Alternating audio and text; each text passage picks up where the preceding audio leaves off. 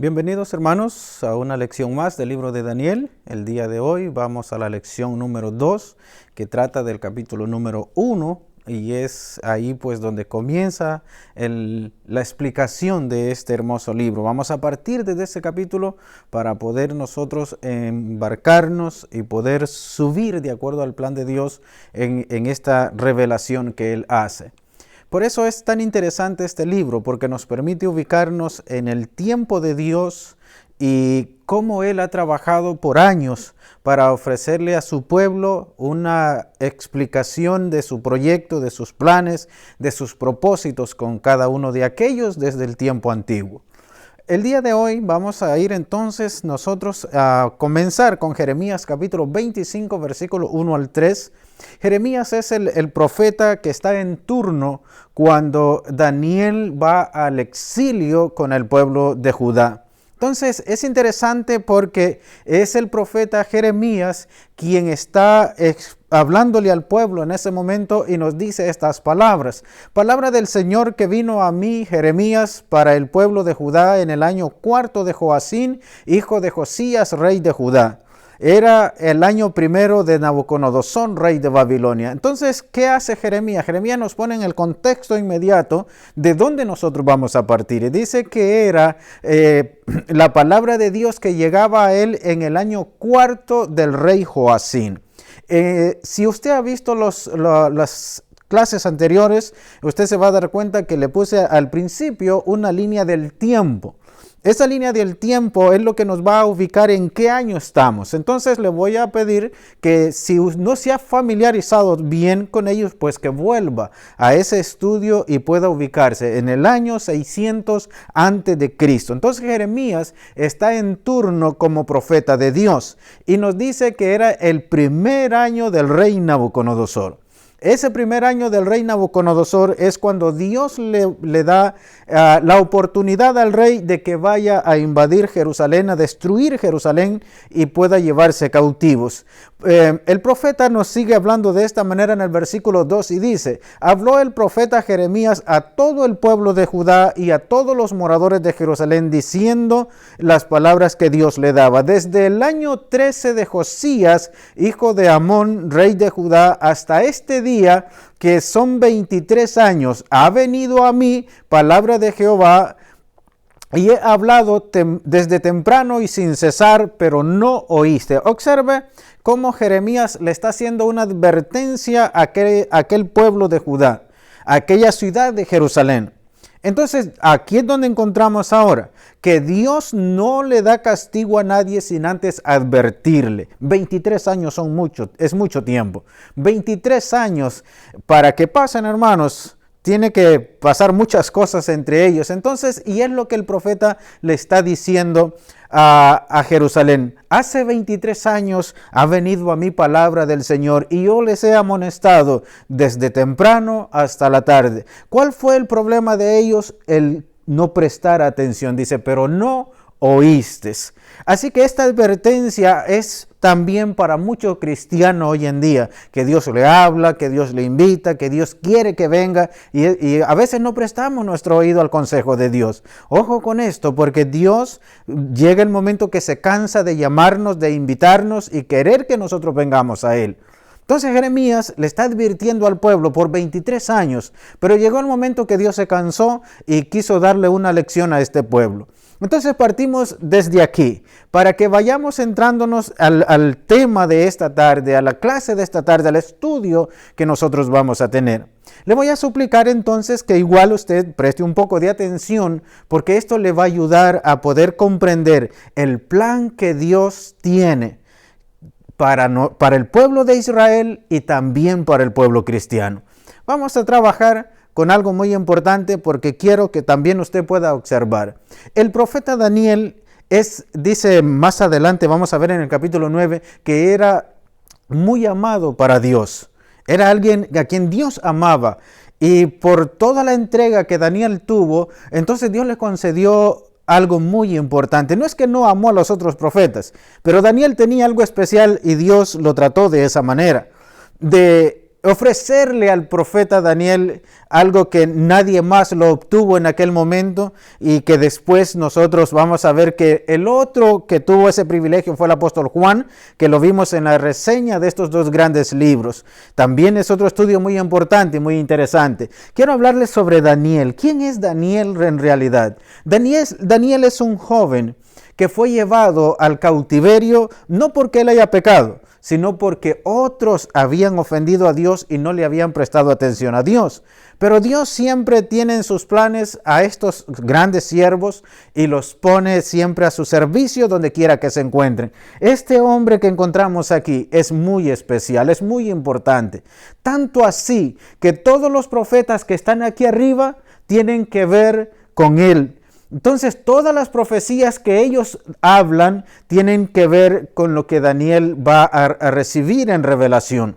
Todo esto nos permite entender que Dios pone en el centro a Daniel para poder mostrar ciertas cosas, ciertos detalles que no se los mostró a ninguno de los otros profetas. Desde Sofonías, que es el último, hasta Isaías, aquí en medio usted puede leerlos y puede entonces saber que hay una diferencia de años entre esos profetas. No son todos contemporáneos, pero todas las profecías de ellos igual tuvieron que ver con el profeta Daniel. Para mí, y voy a decirle que es algo muy especial en el sentido cómo he podido llegar a entenderlo. Daniel ha tocado los hilos más profundos de mi corazón en el sentido de que Dios ha metido su mano para darnos a conocer desde hace 2600 años atrás muchas cosas que solo las pudo entender aquel hombre a quien Dios se las revelaba. Esto es muy importante porque Daniel es ese hombre que lo impacta a cualquiera que va a estudiarlo. Daniel es ese profeta que toca nuestros corazones y toca los corazones de aquellos siervos, de aquellos cristianos, de aquellos que aman a Dios. Entonces Daniel viene a ser para mí, y esto es algo que pues quiero que también usted lo pueda comprender y pueda tenerlo de esa manera. Daniel para mí viene a ser como aquel hombre a quien Dios le da el calendario de todas sus actividades. Daniel es aquel hombre a quien Dios le da el calendario de todo lo que él va a hacer en el futuro. En el futuro con la nación de Israel, en el futuro con la llegada del Mesías, en el futuro con la llegada del reino, en el futuro también con el establecimiento de un pacto. Entonces, Daniel es el único que recibe las fechas sobre eso. Por eso es que es importante. Y entonces, como todos estos profetas que están acá arriba, profetizaban sobre ciertas cosas que vendrían en el futuro, pero no sabían cuándo. No tenían ni idea de lo que estaban hablando. Y esto es lo que el apóstol Pedro nos dice cuando habla de aquellos que profetizaron, dice muchas cosas, ellos sin saber para quiénes eran.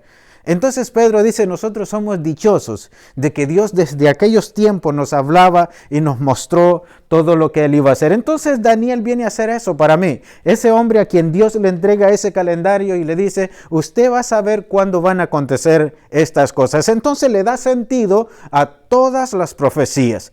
Por eso ahora quiero que también usted ponga en su mente, Daniel es tan importante para la iglesia, el libro de Daniel es tan importante para nosotros los cristianos, que debemos de tener el respeto para poder interpretarlo correctamente, para poderle ofrecer a la iglesia una enseñanza sana, una enseñanza profunda, pero una enseñanza también sencilla de comprender. Dios no hace nada complicado para nuestra mente. Él sabe que nuestra mente es tan finita que no puede comprenderlo todo. A veces los teólogos modernos hacen un enredo con esto y tratan de ponerlo tan lejano que aquel hermano sencillo, aquel hermano de campo, a veces no pensamos que no tiene la capacidad para discernir esto. Claro que tiene la capacidad. El mismo espíritu que Dios nos ha dado a nosotros, se lo ha dado a usted. El mismo espíritu que ha puesto en todos sus hijos es el que nos da sabiduría y entendimiento. Entonces quiero que usted también sienta de que este libro es algo que puede motivarle a ser un mejor cristiano, motivarlo a ser un mejor siervo y sierva del Señor. Entonces Daniel viene a ser ese hombre que tiene el calendario en su mano de toda la actividad de Dios desde el año 600 antes de Cristo hasta el año 70 después de Cristo. Así que Daniel nos va a hablar sobre eso en todo el capítulo. Por eso vamos a tomarlo desde ese punto para que avancemos en esto y toquemos aquellas cosas que a veces nos pueden parecer complicadas o delicadas, pero que en realidad no lo son cuando Dios nos ayuda por medio de su Santo Espíritu. Daniel, esto es lo importante, esto es lo que me encanta de esto. Muchas de las profecías de estos hombres están correlacionadas en revelaciones que Dios le dio a este profeta. Entonces, esto es importante. Las profecías de todos estos tienen que ver con el profeta Daniel. Y por eso, para usted y para mí, recibir entendimiento de esa revelación debe de ser algo que nos motive a adentrarnos en este libro. A mí me encanta siempre poder trabajar con estos libros porque Dios lo enseña de esa manera. Todos los profetas que están arriba, pero también aquí tenemos a Lamentaciones, Esther, Esdras y Nehemías. Daniel nos va a hablar sobre el acontecimiento con la llegada de Nabucodonosor. Quiero mencionarle, muchos de estos profetas de arriba anunciaron que venía castigo para el pueblo de Israel, para el pueblo de Judá y para Jerusalén.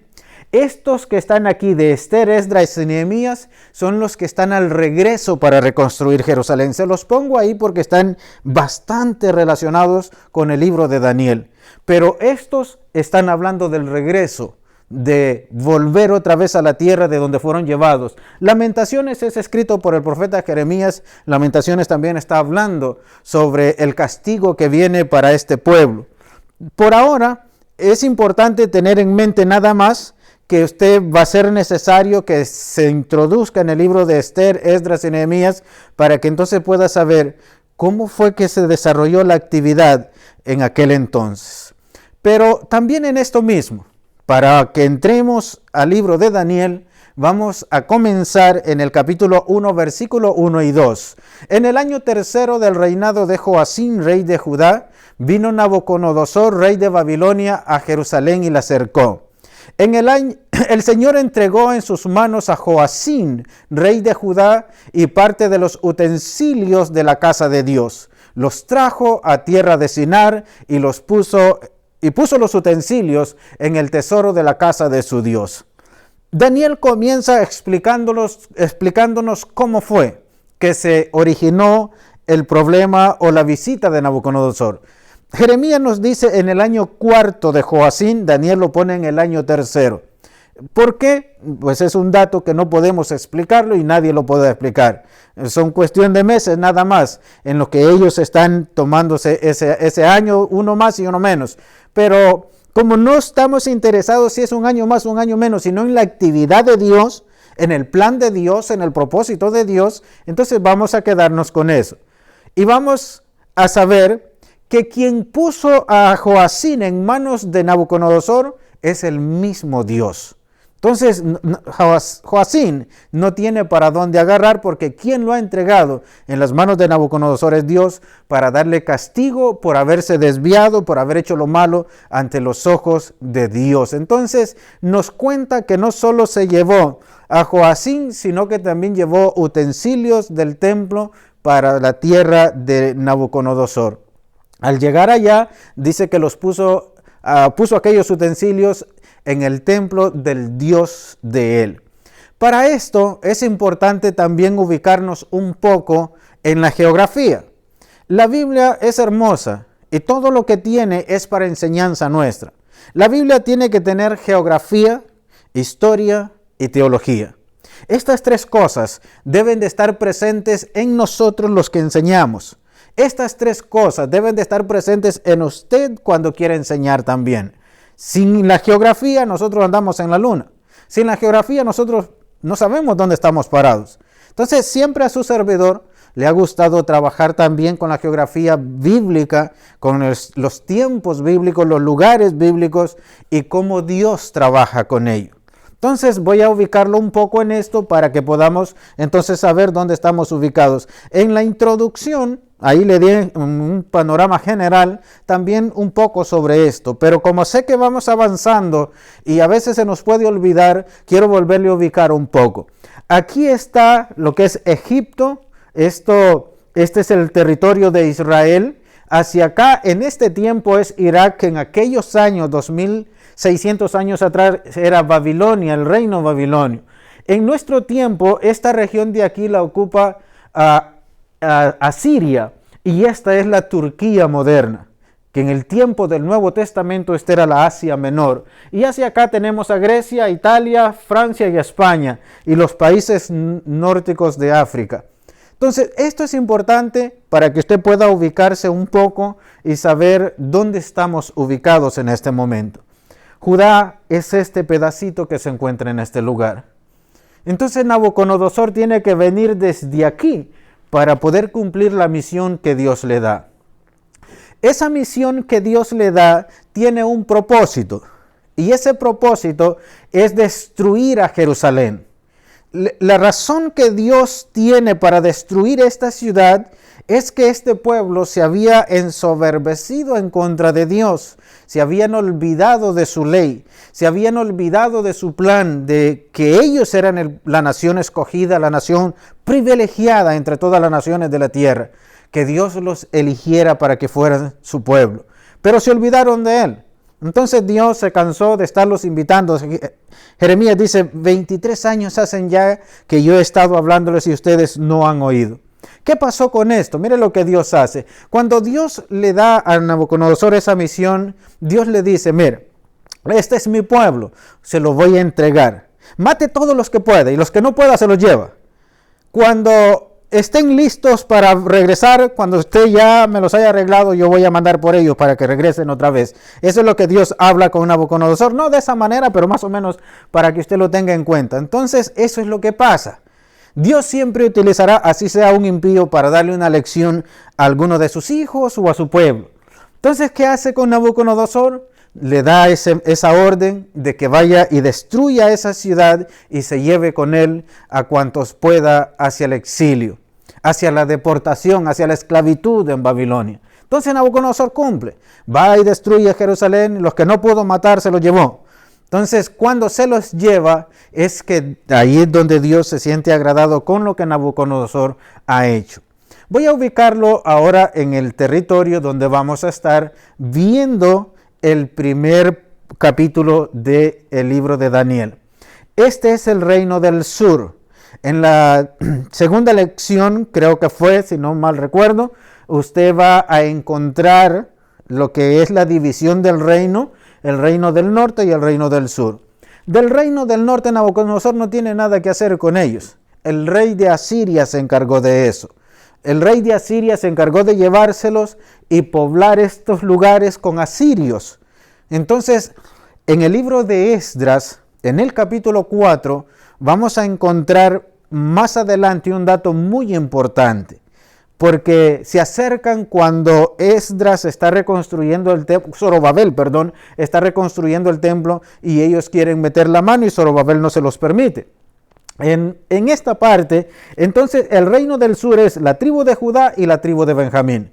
En la tribu de Judá se encuentra Jerusalén, que es la ciudad que le fue entregada al rey Nabucodonosor. Todos estos reyes que usted observa aquí pasaron por este reino. Mientras acá arriba habían otros reyes, estos eran los reinos que pasaban por el reino del sur, cada quien tomando su turno.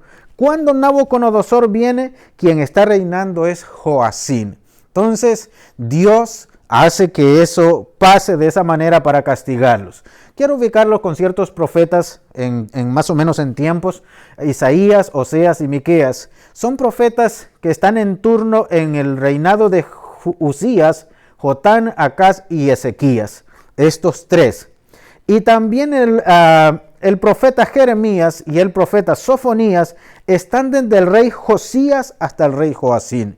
Quiero que le preste atención al versículo que leímos en Jeremías 25. Dice, desde los días de Josías hasta que está Joacín son 23 años. Entonces Dios ha estado hablándole a este pueblo, pero ellos no quisieron oír lo que Dios le estaba hablando. Entonces quiero poner también en ustedes, ¿desde dónde viene Nabucodonosor? Nabucodonosor viene desde el oriente. Entonces todo ese territorio tuvo que caminar para llegar hasta este lugar. Nabucodonosor viene de una distancia lejana.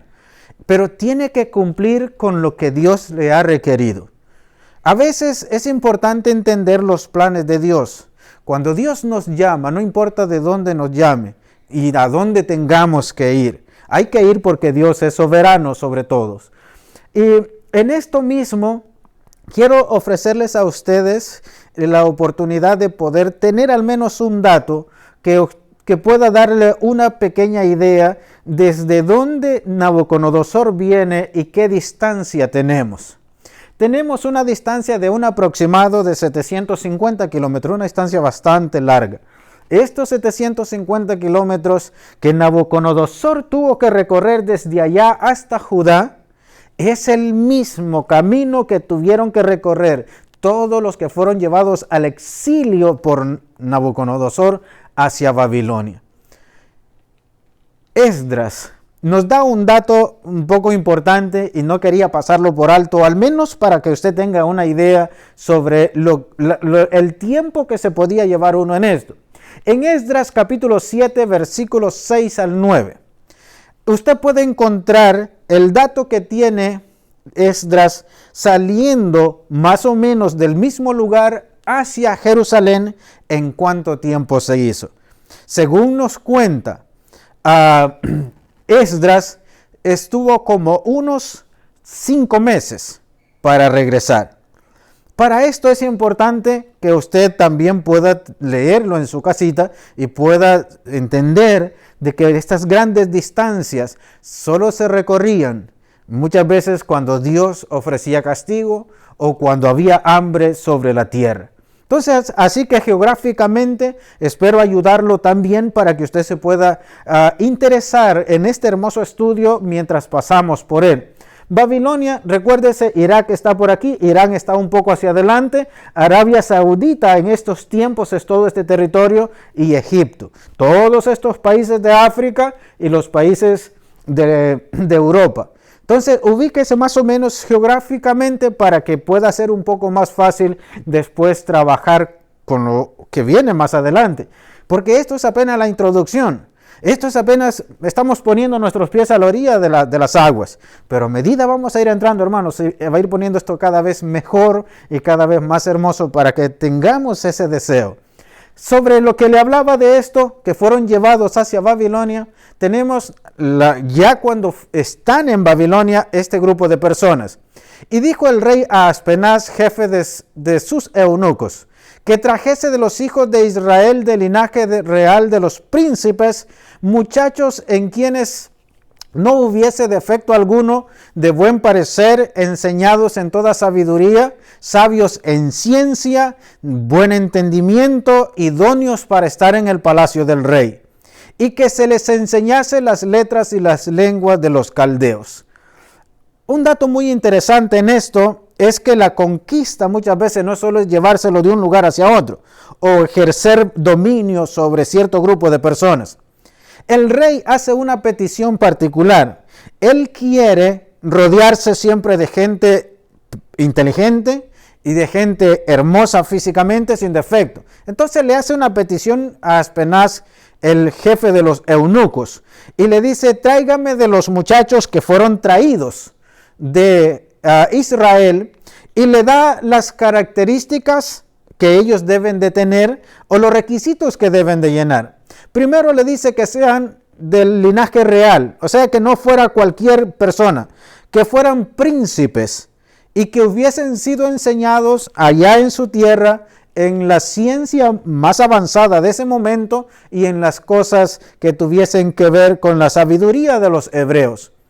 Pero cuando le pide que los traiga, está poniendo en ellos ahora una manera de pensar diferente y le dice que sean hombres o que sean personas, que sean muchachos, que tengan el físico para estar en la corte del rey. El rey no se rodea de cualquier persona. El rey siempre se va a rodear de personas que piensan. Hay que tener cabeza porque hay que resolver problemas. Muchas veces en los palacios lo que hay son más problemas que otra cosa. Entonces el rey quiere personas que le ayuden a resolver sus situaciones. Y le dice que también tengan buen parecer. ¿Por qué es necesario eso? Porque es la cara con la que se representa al rey. Entonces, en esto mismo, Ahora hace el rey una petición y le dice que se le enseñe a ellos las letras y la lengua de los caldeos. Para poder conquistar a alguien, hay que cambiar su manera de pensar. Hay que conquistarlo desde su cabeza. Y la única manera de hacerlo es poniendo ahora en su cabeza a pensar como caldeo y hablar como caldeo. Hablar como una persona de ese lugar. Y esto es lo que hicieron los conquistadores de nuestras tierras. Los que vinieron a América, los ingleses, los españoles y los portugueses y quizás los franceses. Los que vinieron a América implantaron sus reglas y sus raíces. Y lo primero que hicieron fue entonces implantar la lengua que nosotros hablamos, el español, o el inglés, o el francés, o el portugués. Desde ahí partieron para cambiar la mentalidad de aquellas personas, enseñarles su idioma, enseñarles sus costumbres y también poner en la cabeza de ellos a pensar como ellos querían. Así es que se conquista a muchas personas o a un grupo grande de personas cuando se llevan de esclavos hacia otra parte. Y quiero darle este dato partiendo desde aquí, porque este es el propósito del libro de Daniel. Cuando nosotros somos conquistados por el Señor, esto es importante. Él quiere que hablemos como Él y pensemos como Él. Él quiere poner sus letras de su palabra en nuestra mente y en nuestro corazón. Que ya no pensemos como antes ni que hablemos como antes. Que ahora nosotros debemos de tener una manera de pensar como Cristo piensa. De hablar como Cristo habla. Y eso es lo que el rey tiene en su cabeza, de que aquellos muchachos que estarían en la corte del rey también estuviesen pensando de esa manera. Cuando nosotros somos conquistados, porque dice la Biblia que estábamos en el reino de las tinieblas y somos traídos al reino de su amado Hijo, entonces es ahí donde ahora nosotros debemos de saber que se nos cambia el nombre. Ya no somos mundanos, ahora somos cristianos. Entonces, al hacer ese cambio, debe de primero trabajar en nuestra mente para que pueda ser posible en la acción o cuando nosotros vamos a vivir ante el mundo. Así que esto es importante para usted, no se le olvide. En esto mismo encontramos ahora a Aspenaz haciendo un trabajo. Entre estos estaban Daniel, Ananías, Misael y Azarías de los hijos de Judá. A estos el jefe de los eunucos puso nombres. A Daniel Belsasar, a Ananías Sadrac, a Misael Mesac y a Azarías Abed-nego. Vamos ahora. Observe lo que hace Aspenaz. De una vez cumple con la orden del rey y le cambia el nombre. Al cambiarle el nombre, entonces ahora ellos se identifican con nombres caldeos, ya no con nombres judíos, ya no con nombres hebreos, sino con nombres caldeos. Pero cuando nosotros vemos a Daniel y a estos muchachos, les pudieron cambiar el nombre, pero no les pudieron cambiar la fe que había en sus corazones.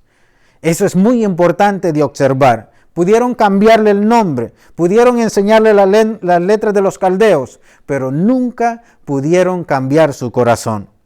Esto me llama la atención porque es importante para nosotros y debe de ponernos a pensar, no importa dónde usted vaya, y no importa el idioma que aprenda, y no importa las letras que aprenda o la ciencia que aprenda.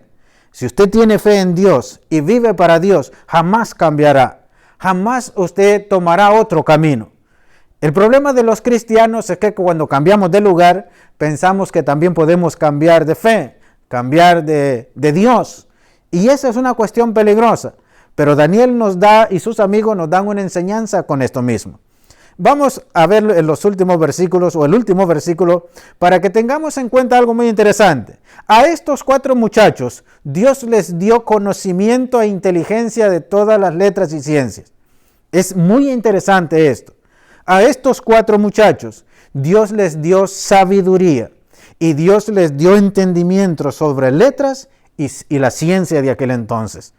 Entonces Dios siempre está obrando y trabajando detrás de sus siervos y de aquellos que no claudicamos, no importa dónde nos encontremos, de aquellos que no cambiamos a nuestro Dios ni nuestra fe. Entonces dice que Dios les concedió a ellos el poder tener inteligencia y entendimiento en la ciencia de aquel momento. Pero aquí está lo importante. y Daniel tuvo entendimiento de toda visión y sueños. A todos los demás muchachos Dios los dotó y les dio sabiduría y los puso por encima de los demás caldeos. Pero solo a uno de ellos le dio el poder tener entendimiento sobre sueños y visiones. Ese es el profeta Daniel. Ese es el hombre de quien nosotros estamos aprendiendo ahora. Ese es el siervo a quien nosotros vamos a poder estimar mucho más de aquí en adelante si no le conocíamos. Y si le conocíamos, pues ahora va a ser más especial todavía. En el versículo 21, para ir concluyendo este estudio de ahora, entrando en el capítulo 1, dice, y continuó Daniel hasta el año primero del rey Ciro. Podemos decir entonces que desde el año primero de Nabucodonosor, que fue traído desde su tierra natal, Jerusalén, hacia Babilonia, Daniel estuvo con vida hasta el primer año del rey Ciro. Vamos a ir viendo esto a medida avanzamos en el libro. Por eso quiero que no se olvide de estos nombres que aparecen, de los nombres de estos reyes. Desde Nabucodonosor vamos a ir viendo reyes hacia adelante. Entonces nos permite observar que Daniel estuvo con vida desde el primer año de Nabucodonosor hasta el primer año de Ciro. ¿Cuántos años tenía Daniel cuando fue llevado a Babilonia? Se supone, son datos extrabíblicos, que tenía entre 17 y 20 años. Eso es lo que se supone. No tenemos una narración bíblica que nos pueda decir, pero son datos que se pueden obtener de acuerdo a lo que la Biblia nos presenta de ser muchachos. Nos vemos en una próxima.